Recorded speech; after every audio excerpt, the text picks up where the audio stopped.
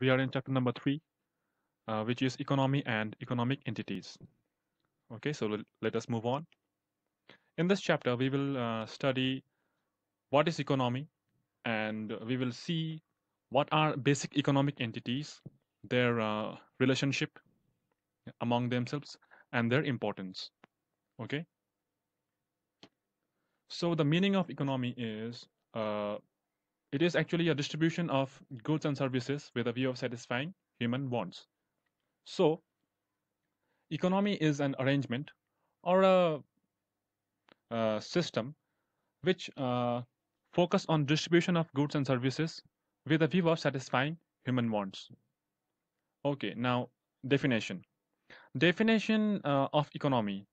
Economy can be defined as a social area or a domain or a phenomenon or a system or happening or any event which involves allocation of resources, production of goods and services, and distribution of those goods and services with a view of satisfying human wants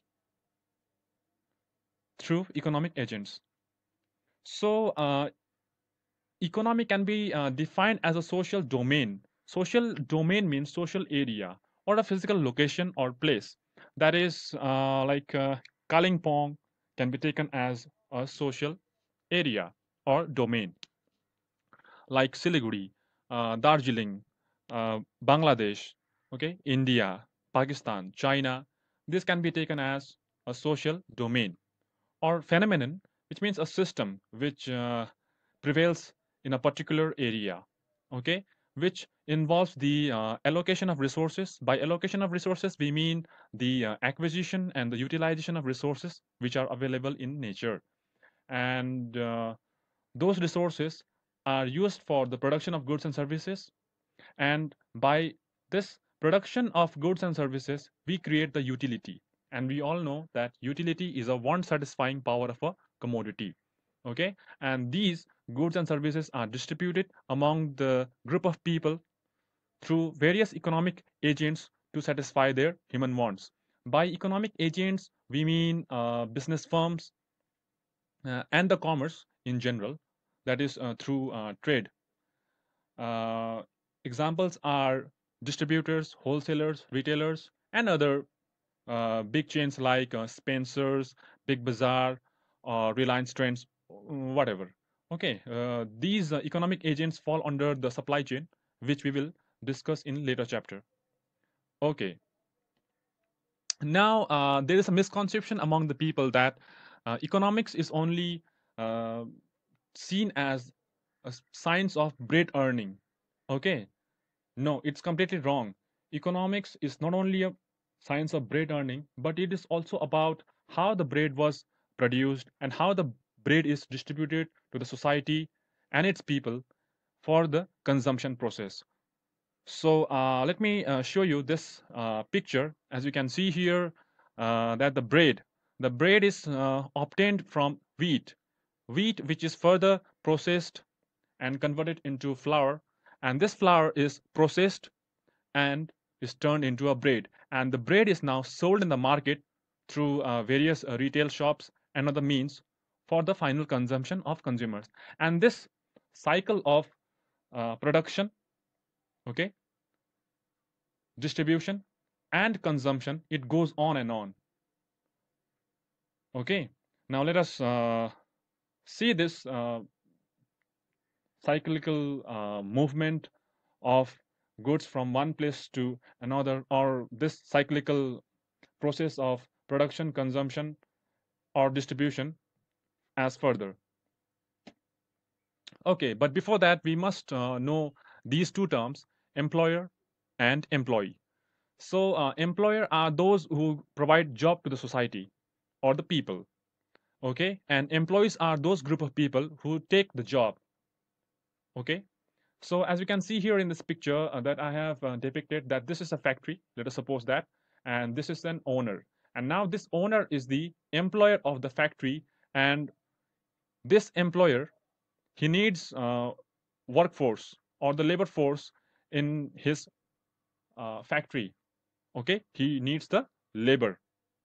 Okay, So labors are available in the market in two forms, that is mental labor and the physical labor. These labor are termed as employees. Okay, in economics we term it as labors. Okay, so now labors are of two types, that is mental labor and the physical labor.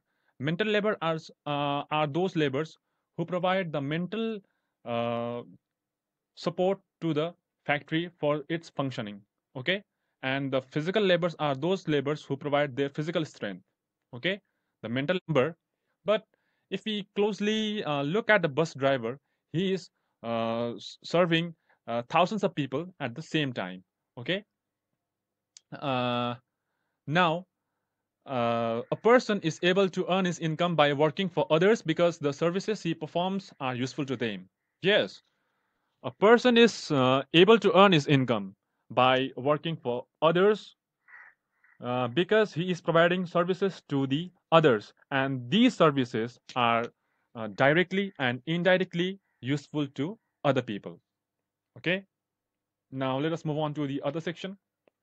Okay, economy can be described in two different ways as follows, that is, number one, cooperation of producers, and number two, system of mutual exchange.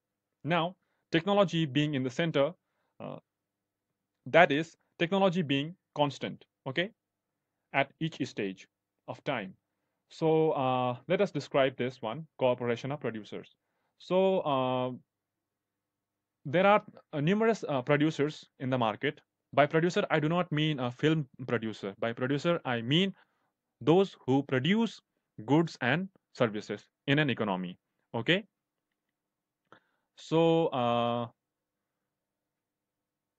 let us see this, how the producers are cooperating with each other. Let us take the example of Maggi noodles, which is famous in India. So we know that Maggi cannot be obtained without having wheat. So the wheat is produced and harvested by the farmers, and then it is transported to the cleaning house or a wheat mill, and then it is processed and grinded into flour and is packed in bags of various quantities. Okay, and those bags are now transported to local mandis or market. You must have heard this term, local mandi, this sabji mandi, isn't it? So in Siliguri and in the northern India, you may use this term mandi to uh, represent market. So from the local market or mandi, Nestle company agents, they purchase the wheat and is now transported to the warehouse, and then it is processed for the quality checking. Okay, so after the quality checking, they now put it in the noodle making machine, and then many chemicals are added, which includes preservatives, flavors, colors, etc., and is air fried. Okay, and is packed finally in various quantities, which are put in cartons. Okay, you must have seen the carton boxes. I must tell you that Maggi noodles are air fried, whereas YY are fried using oil. Okay, it is only for an information. So now those cartons now full of Maggies are supplied to the distributors, who now sell these Maggies to retailers or other distributors or big chains like Spencer's, Big Bazaar, or any form of big chains like uh, Vishal Megamart. And there's one more, that is City Mart and V2, or uh, any form of other big chains. Okay. So now let us see the other half of economy, that is economy, a system of mutual exchange. First, we saw that economy is a system of cooperation among producers, and now we are moving to economy, a system of mutual exchange. So we all know that all the individuals cannot produce the goods and services on their own, whatever they want. Okay, for example, if you want to have aloo mimi, we cannot produce a potato and mimi in our house, isn't it? We have to depend on the shopkeepers from where we get potato and mimi, and we process it to make aloo mimi, and we consume it for our satisfaction. Okay, so let us understand this system of mutual exchange in two ways. That is traditional approach and modern approach. In traditional approach, let us go to traditional village where the peoples are specialized in farming, making clothes, footwears, and other essential items.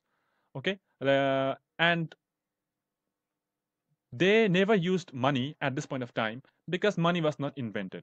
Okay, so they used to exchange their goods, their produce with others.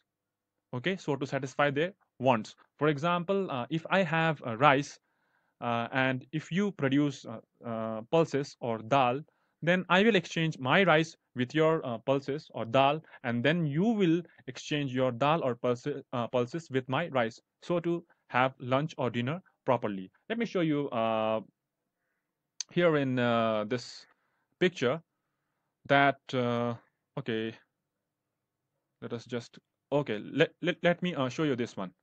Okay, so as you can see here in this picture that this guy, he has chicken, and this guy, he has fruits. So they will exchange their items with each other. So if this guy wants to have chicken, then he will give his apples to this guy, and this guy will give his chicken so to have apples. Okay, so as you can see the other picture also, they are, see, they are exchanging books with banana, and this maybe this is oven with chicken and other items they are exchanging with each others. So barter system is a system in which one good is exchanged with another good.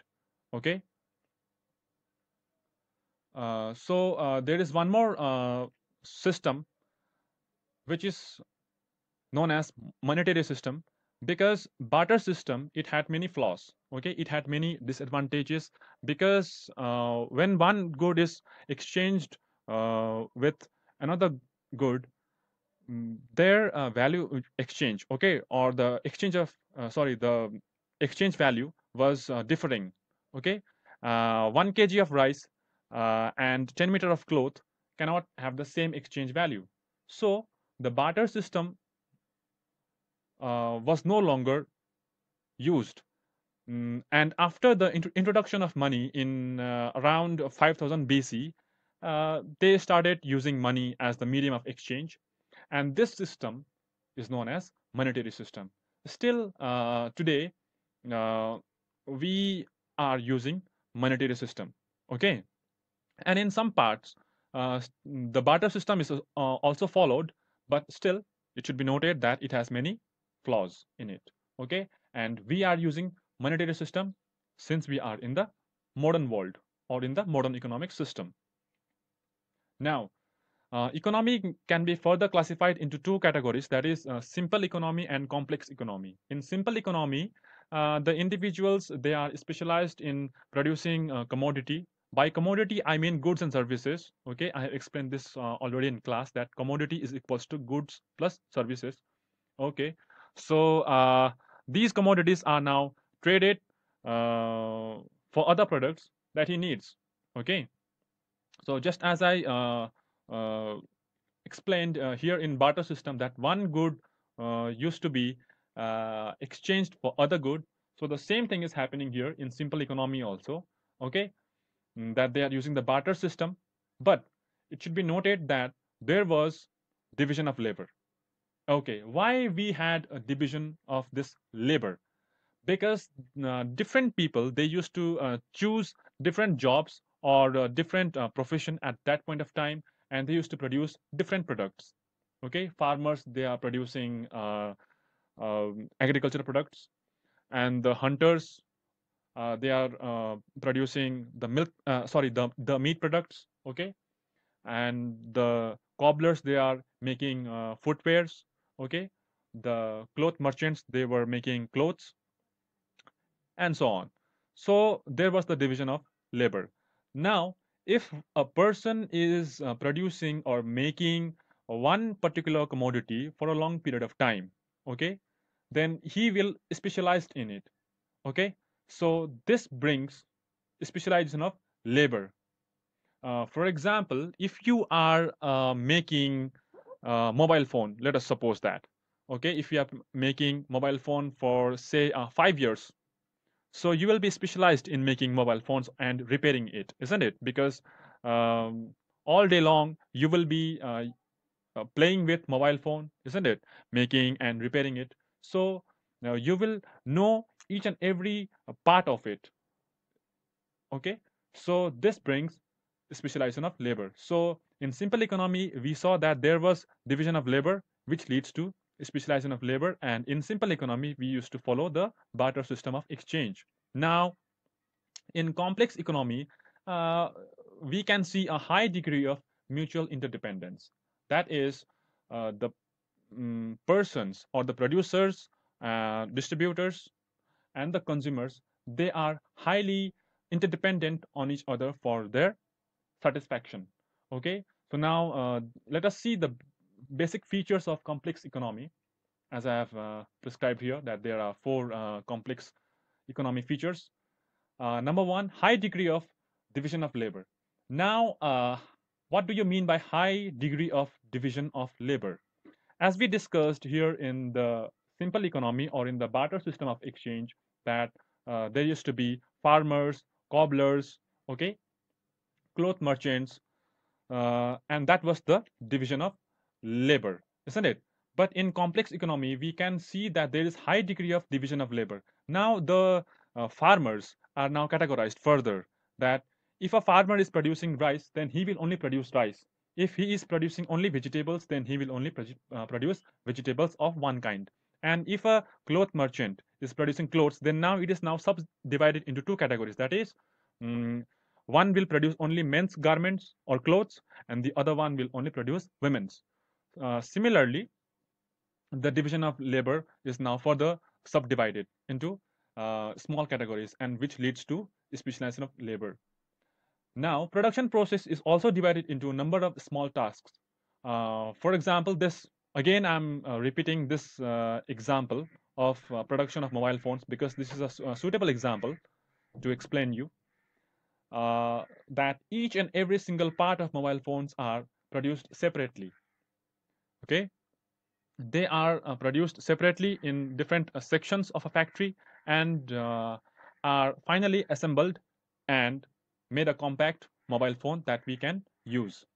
Okay, and in this complex economy, we can see that monetary system of exchange is prevailing. And here in this complex economy, production is organized on a large scale using machines. By large scale, we mean the mass production, okay, using the available technology in a particular period of time.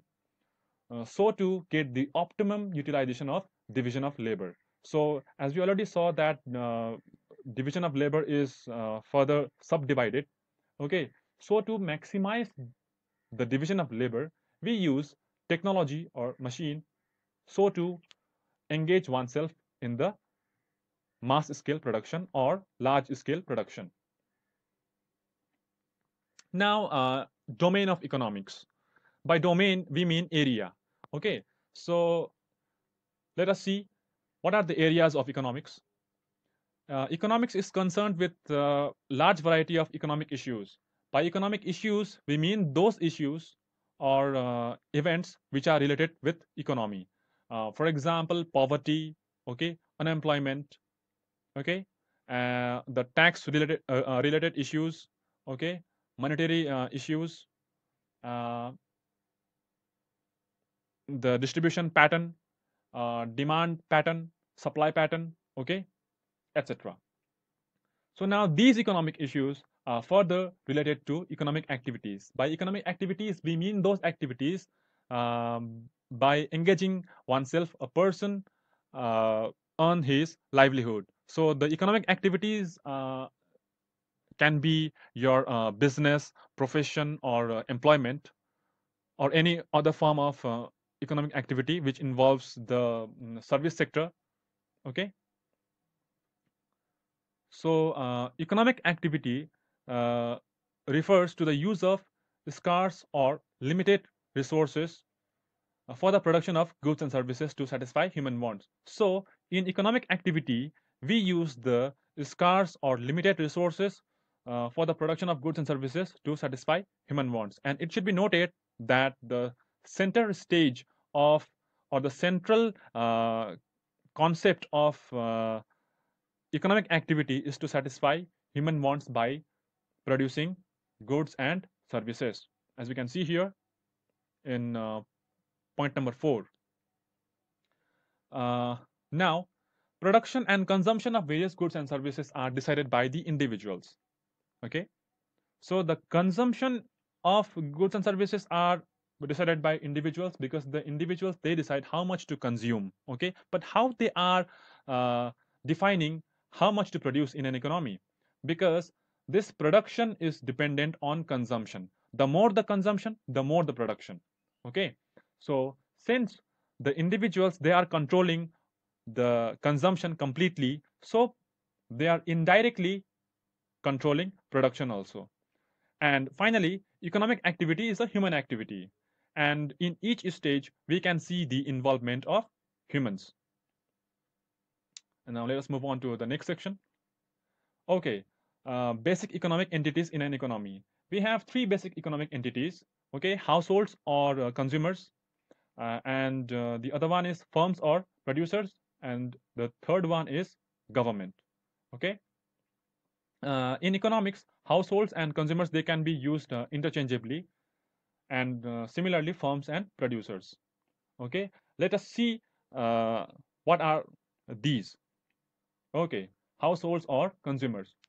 Households are the basic decision takers about consumption in an economy, as we have already seen here in this point, uh, that production and consumption of various goods and services are decided by individuals. So these individuals are households. So they decide about the consumption in an economy, and they are the basic consuming unit in an economy, which means that they use the final product that is produced in an economy, and they purchase various goods and services that is available in an economy to satisfy their wants. Okay, and they are also the owners of factors of production like land, labor, and capital. Okay, they provide land, labor, and capital to the firms. Now, the firms or producers. A firm is an entity which employs factors of production to produce commodities to be sold to consumers. So he employs the factors of production. So the factors of so we all know that there are four factors of production, which are land, labor, capital, and organization or entrepreneurship, isn't it? So land, labor, and capital are provided by the household. As you can see here, land, labor, and capital are provided by households. So the fourth factor of production, that is proprietorship or entrepreneurship or organization, is the firm itself. Okay, so he employs those available factors of production for the production of commodities that is to be sold to consumers in the market. So the firms are the main buyers of factors of production. Okay, because these factors of production are provided by households. So when households provide factors of production like land, labor, and capital, producers they purchase it. So they are the main buyers of factors of production. And firms they act as producers in commodity market by producing commodities. Okay, so producers, for example, like Nestle, Hindustan Unilever Limited, okay, Reliance companies. So they are acting as producers in the commodity market by producing commodities. By commodities, we mean goods and services, and by commodity market, we mean a market where the commodities are available. Commodity market is a market where the goods and services to be used by the consumers are available. Okay, so they also act as consumers by buying factors of production, by buying land, labor, and capital in factor market. Okay, so firms they are producers as well as consumers in different conditions. Now, government. Government refers to a group of organization which has got legal and political power, and they exercise the same over the sectors of economy or a particular region. Uh, Let me tell you one incident that Tata, okay, the Tata Industries, they had a plan to set up a nano car factory here in West Bengal. I will not tell you the name of the place. It is your task, okay? Just find it out in which area or place uh, they wanted to set up a nano car factory. But TMC at that point of time, TMC was not in the government, but TMC was in the opposition. Okay, so that time, under the leadership of Mamata Banerjee, Tata had to, you know, move away because they protested like anything. So they finally settled in Gujarat and they opened a factory of nano cars out there. Okay, so just find it out in which place of West Bengal they had protested, and still the land issue is still going on. Anyway, so the government includes three parts, that is local bodies, state government, and central government. We know that state government in West Bengal we have TMC government, in UP we have BJP government, and in central government we have again the BJP. And in the local bodies, they include municipal corporations or panchayats. Even this local bodies also include the district areas also. Okay. Let us move on. Okay. So government also generates income by imposing tax on households or the firms. Okay. On households, they charge direct income, sorry, a direct tax, that is income tax, and on firms they charge GSTs. Okay. So they spend those collected revenue or income for making roads, hospitals, schools, colleges, buying food items, and paying the government employees. Okay, those who are working in the government sectors are known as government employees. You know that these hospitals, schools, colleges, these all are the government. Okay, government hospitals, government schools, government colleges. Okay, so they buy food from the farmers. Okay, uh, FMCI, that is Food Ministry Corporation of India, FMCI, again I'm repeating, Food Ministry Corporation of India, they buy large amount of rice, wheat, and other products from the farmers, and they store in their godown for the later use. So government, they buy food from the farmers. And the same food is now being distributed through ration for free of cost, as we have noticed that central government has decided to distribute rice, wheat, and other products for free of cost to the people of India in this lockdown situation.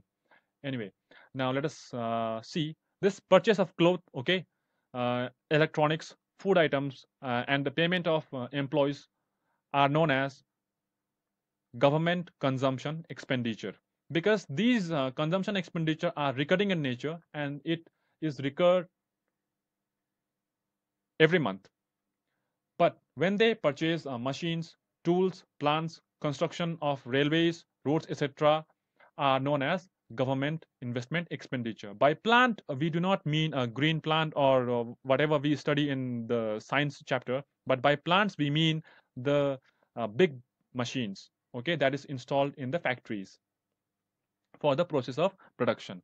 Okay, so now let us see the relationship between the household and firms. So we all know that households are also known as consumers or the individuals. So households, they provide factor services to the firms. That is, they provide land, labor, as well as the capital. Uh, they provide land. We must have heard that people are selling land to government for making the uh, platforms of railways. Okay, and they also sell their land for making the roads. Okay, if the area is coming under the plan of government, then they have to sell the portion of land to the government and they receive the money. And the households, they provide labor to the firms also. Okay, so they provide wage for the same, and they also invest money in the firms and by investing in shares, debentures, and other stocks, they are investing or providing capital to the firms. So, for the same, they make the factor payments. For land, they give rent. Okay. I must tell you that whenever government is interested in buying the land, okay, for a piece of land, I must tell you that firm is also involved out there. Okay, government alone do not purchase the piece of land from households. Firm is also playing a vital role here. Okay, so when households provide land to the firms, they provide rent, land, okay, and rent. So rent for land. So now, when households provide labor, they provide wages, and when they provide capital, they provide interest on it. Okay, so the firms in return they produce goods and services, and it is given to the households. Okay, and when these households they want goods and services, they spend the money that is earned through factor income or factor payments. Okay, for the firms it is known as factor payments, but for the households it is known as factor income. Okay, so they invest the factor income for buying goods and services, which is also known as consumption expenditure. Now, you must have noticed this arrow sign here. Don't be confused here because it is given in the wrong direction. Okay, so let us see uh, how this relationship will be affected when there is one more entity here, that is government. Okay, so let us see. Now, if there is government here, okay, the government, as we all know that there exists a relationship between household and the firms. It is not business but firms. Okay, so uh, between households and business or the firms, they have this form of relationship. We all know this, isn't it? So now, when the government is there, so the government they collect tax from households as well as the firms. Okay, from household they get tax on their income, that is income tax, and from the business they impose tax on GST. Okay, impose tax sorry, they impose tax or GST on the goods or services they are producing, and the collected tax or the revenue or income is now spent on making or construction of roads, uh, hospitals, colleges, street lamps, medicines, etc. Okay, so what they earn is what they spend. So this flow of movement of goods and services and factor payments, it goes on and on. Okay, and this flow is only known as the circular flow of income. See here, I have mentioned this already in class that circular flow of income is the movement of goods and services, um, factor payments, consumption expenditure between economic entities. Okay, and there are two types of flows in economy. Okay, as we can see here in this picture also that money flow, real flow, money flow, real flow has been mentioned here. So that what are those now? So real flows are the flows of factor services and goods and services. These real flow is actually depicting the physical movement of goods and services. Okay, however these services are not physical, but still real flow involves the movement of factor services and the goods and services, whereas money flow is actually the movement of incomes or payment, this factor payment. Okay, by factor payment we mean the wage earning. Okay, and the same wage is now spent on the consumption. So this uh, is income and this is expenditure. So the flow, as you can see here, the flow is always going on and on. So real flow are the flows of goods and services and the factor services, whereas the money flow is known as the flow of factor payments or incomes and the consumption expenditure. Now, let us see the importance of households. The importance of households are as listed below, as you can see here on your screen. Uh, that is, households are the source of demand. By demand, we mean a desire backed by an ability to pay. Let me explain you this demand in a very simple term. Whenever we say that I demand a mobile phone, I demand a new dress, I demand to go out, by this term demand we mean that want. Okay, so I want to have this, I demand to have this, so they demand the goods and services in the economy. So they are the main source of demand of goods and services in an economy, and they also influence the pattern of demand. Okay, for example, if a person is playing a PUBG game, for example, so on the first day he will play the game, and second day and third, fourth, okay, in the consecutive days we can see that the person will be more addicted to that game and he will consume more and more data. Okay, so we can see that a person or households or consumers, they influence the pattern of demand also. For example, in this period of time, in this lockdown period, okay, we are consuming only the essential items, isn't it?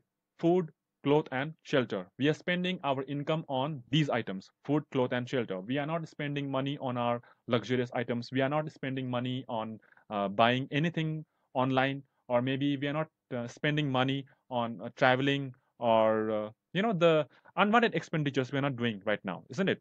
So the demand pattern has been affected. So how it was affected? It was affected by us, just because of this medical emergency. Okay, anyway, they also influence the structure of production.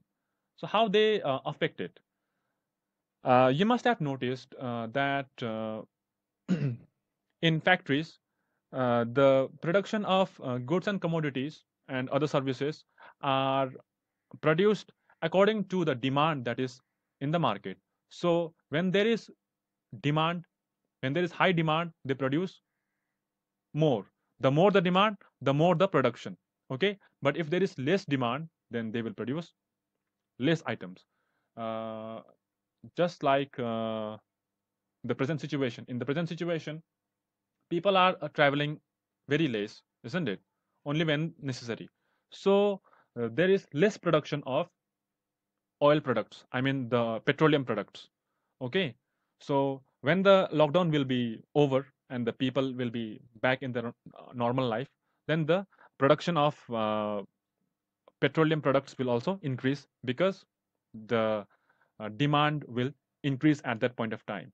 Okay, so now these households, they stimulates mass scale production. Okay, by mass scale we mean the large scale production. Okay, they when they want, okay, households, when they want uh, goods in large amount, then they encourage the mass scale production of a particular commodity. For example, right now, uh, in India, we are wanting masks and the gloves, isn't it? So we are encouraging the producers to produce more and more masks at that point of time. Okay, so here we can see that households can stimulate or encourage mass scale production of a particular commodity. Okay, now expansion of service sectors. So households, they provide service, okay, the factor services to the firms and to the economy. So when the households, they are engaged in the service sector, they can expand their field of service. For example, households can go to the defense. Okay, they can join army. Okay, they can engage themselves in the professional works like teachers or lawyers, accountants. Okay, and they can also be employed under a person, or maybe they do a business. Okay, now they are also the supplier of factor services. By factor services we mean land, labor, and capital to the firms and households. They do not spend the entire earning or income whatever they are getting or generating. Okay, so let us suppose that if household is earning rupees 100, okay, they spend let us say 80 rupees. So the remaining portion, 20 rupees, is their saving. So households are the main source of saving. You must have noticed in your house also that your mother always saves the money, whatever your father or head of the family is earning the income, he he or she is earning in the family. Your mother is always saving the amount of income, isn't it? So your house or the household is the source of saving. Now the final point, that is a source of revenue for the government. Yes, on households, the government, they impose tax that is called direct tax. Okay, directly on your income, which is known as income tax. Okay, so from households, government, they get the income tax. Okay, in form of revenue. Now, importance of firms. These firms, they organize production. Okay, they organize the process of production. By organizing of production process, we mean the setting up of factory layout and the setting up of other logistics and bringing up all the factors of production together for the process of production. Now they determine the level of output and supply. Okay, they decide how much uh, quantity and how much quality should be produced depending on the nature of demand that is studied from the market survey. Okay, and they supply the same in the market, and they determine how the supply chain should be there, whether these products, whatever the goods and services they are producing, it should be supplied directly to the consumers or through some channel which includes your wholesalers and retailers.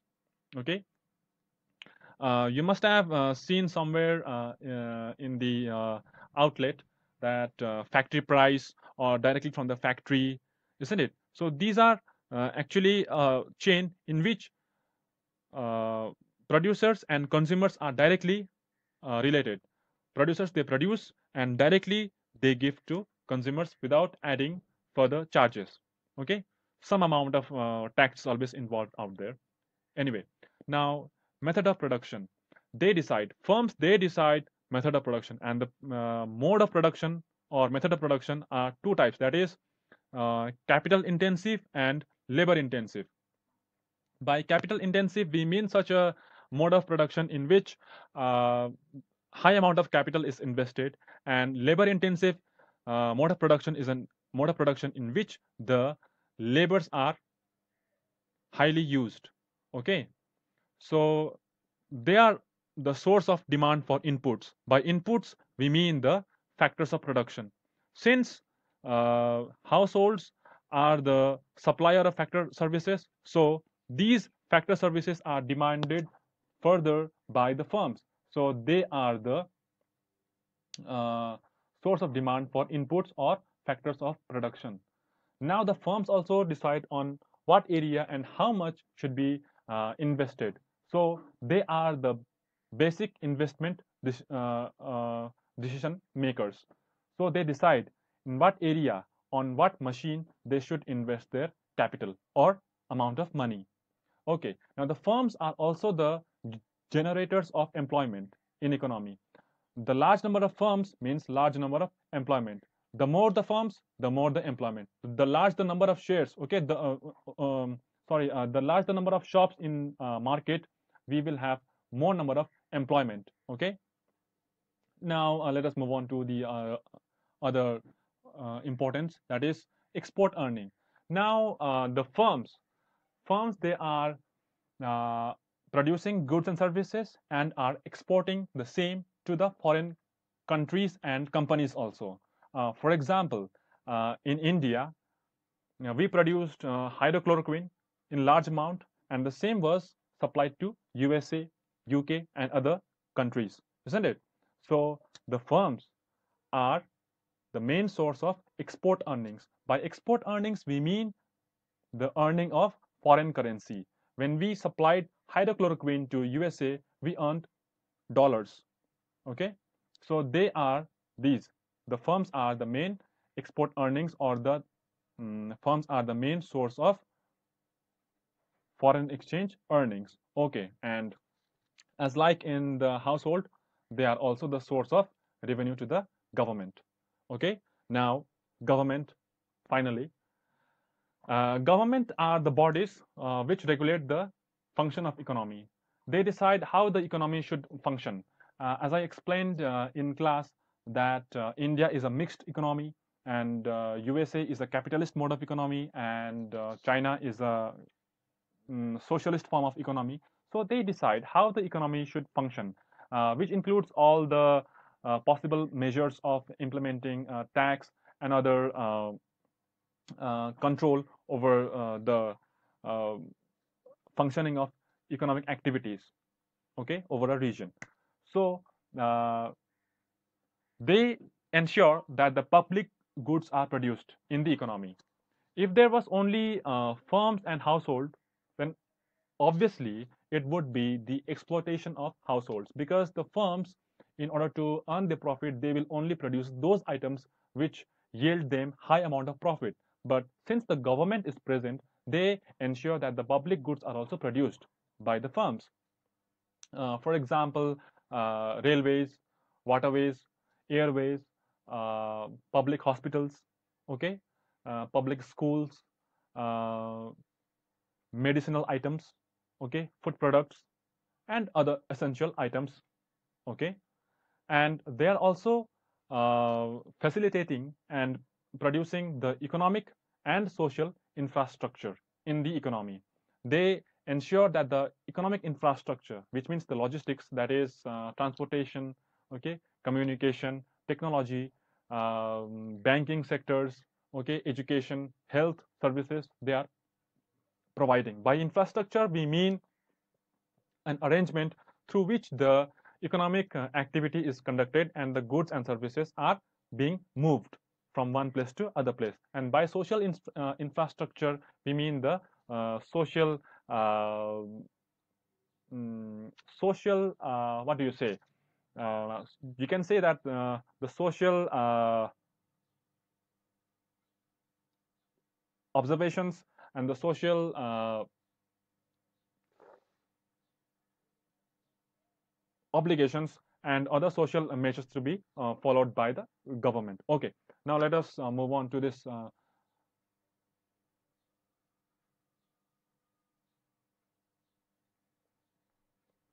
importance of government. Okay, now government as a body, they regulate the function of economy. By functioning of economy, we mean how the economy should function. Okay, they ensure that economy to be functioned in a proper way. For example, I mentioned in class that USA is the example of capitalist mode of economy. India is an example of mixed economy, and this China is the example of socialist form of economy. So they decide how the tax should be there and how the economic activities are to be controlled, and production of public goods. If only there is household and the firms, then firms would definitely exploit the households by producing only those items which yield high amount of profit to them. But when the government is present, they ensure that the public goods are also produced for the public welfare. For example, public hospitals, public schools, colleges, okay, they produce medicines in cheap price. They provide transport facilities, again in cheap price, okay, uh, and other essential items for the public welfare. And they also make sure that economic infrastructure and social infrastructure are also um, made safe. That is, by infrastructure, we mean the logistics, okay, through which the movement of goods and services are ensured. That is, by economic infrastructure, or simply infrastructure, we mean the arrangement which includes banking facilities, transportation, communication, and other means, so that the goods and services can be moved easily within the periphery of economy. Okay, social infrastructure means the social related, the society related issues. For example, the gender discrimination, caste discrimination issues. Okay, the uh, mm, religious matters and other things. Okay, fiscal policy and monetary policy. Government, they regulate fiscal policy and monetary policy on a regular basis. By fiscal policy, we mean those policies which are related to taxation. Okay, when a government is implementing GST or regulating GST, we mean it is a fiscal policy.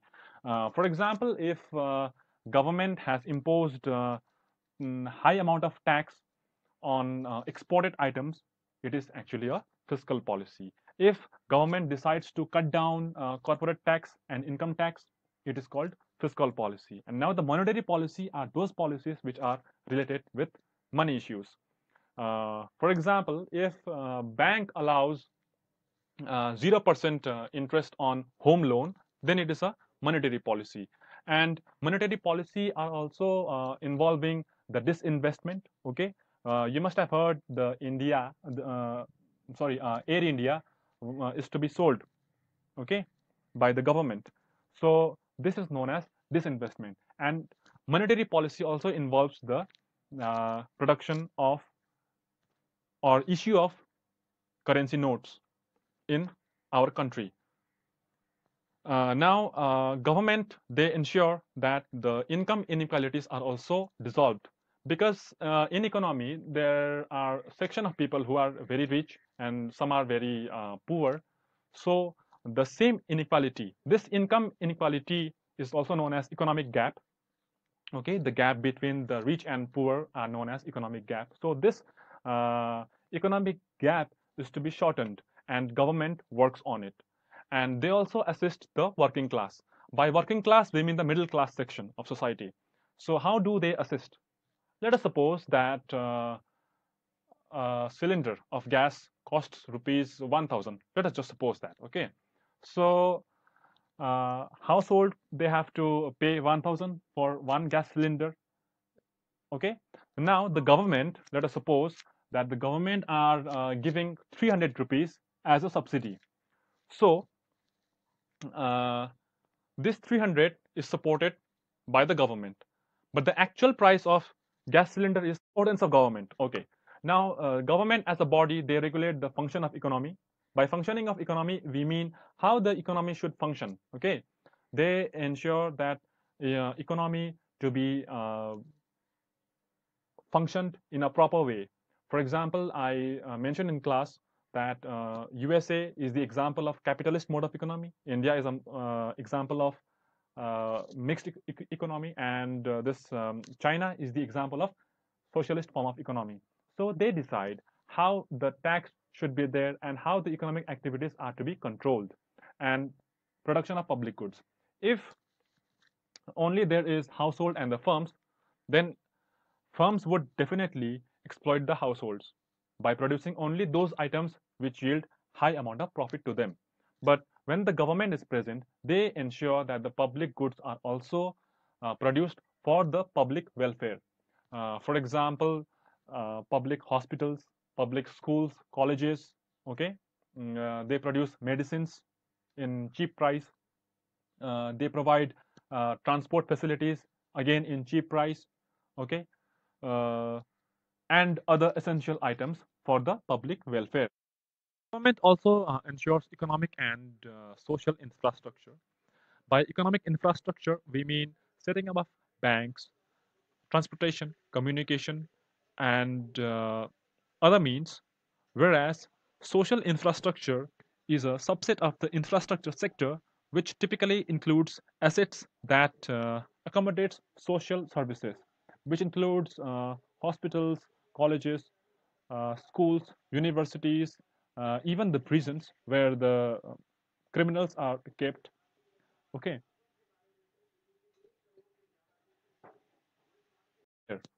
and they also make sure that economic infrastructure and social infrastructure are also mm, made safe. That is, by infrastructure, we mean the logistics, okay, through which the movement of goods and services are ensured. That is, by economic infrastructure or simply infrastructure, we mean the arrangement which includes banking facilities, transportation, communication, and other means, so that the goods and services can be moved easily within the periphery of economy. Okay, social infrastructure means the social related, the society related issues. For example, the gender discrimination, caste discrimination issues. Okay, the uh, mm, religious matters and other things. Okay, fiscal policy and monetary policy. Government, they regulate fiscal policy and monetary policy on a regular basis. By fiscal policy, we mean those policies which are related to taxation. Okay, when a government is implementing GST or regulating GST, we mean it is a fiscal policy. For example, if government has imposed high amount of tax on exported items, it is actually a fiscal policy. If government decides to cut down corporate tax and income tax, it is called fiscal policy. And now the monetary policy are those policies which are related with money issues. For example, if bank allows 0% interest on home loan, then it is a monetary policy. And monetary policy are also involving the disinvestment. Okay, you must have heard the Air India is to be sold. Okay, by the government. So this is known as disinvestment. And monetary policy also involves the production of or issue of currency notes in our country. Now, government, they ensure that the income inequalities are also dissolved, because in economy there are section of people who are very rich and some are very poor. So the same inequality, this income inequality, is also known as economic gap. Okay, the gap between the rich and poor are known as economic gap. So this economic gap is to be shortened, and government works on it. And they also assist the working class. By working class, we mean the middle class section of society. So how do they assist? Let us suppose that a cylinder of gas costs rupees 1000. Let us just suppose that. Okay, so household, they have to pay 1000 for one gas cylinder. Okay, now the government, let us suppose that the government are giving 300 rupees as a subsidy. So uh, this 300 is supported by the government, but the actual price of gas cylinder is 1000 only. Okay, so when you want to buy a gas cylinder, when household want to buy a gas cylinder, they have to pay 700 out of 1000 rupees, of which 300 will be given by the government. This is how the government, they assist the working class. Now they promote economic development. See, there are two things: economic development and economic growth. By economic development, we mean the qualitative aspect, whereas the economic growth is known as the physical aspect. Okay. By economic growth, we mean the setting up of industries, a large number of employment. Okay. So economic growth, it has physical aspect, but economic development, it has qualitative aspect, which includes uh, increase in per capita income. Okay, better life, and low infant mortality rate, low death rate, high literacy rate, etc. So economic development is ensured or promoted by the government. Okay, now finally, we have discussed what is economy. Okay, what is barter system, monetary system. We discussed that economy is a system of distribution of goods and services with a view of satisfying human wants. It is an arrangement through which the goods and services are being moved from producers to the consumers for their satisfaction. And barter system is a mean of exchange in which one good is exchanged for another good. And in monetary system, we have seen or discussed that money is used as a medium of exchange for buying and selling of goods and services. And we also saw that the cooperation among producers exists in economy for better functioning of production process and distribution channel. And we saw the how this simple and complex economy works. Okay, simple economy, it was in the traditional period of time. Now, this complex economy is in modern time, and we saw the relation between households, firms, and government through circular flow of income. Okay, through this chart, as you can see here, uh, as you can see here in this chart, okay, how the firms and government are and household are related. We also saw their importance, why they are important in the economy, and how they are related with each other. Okay, this much, and thank you for watching.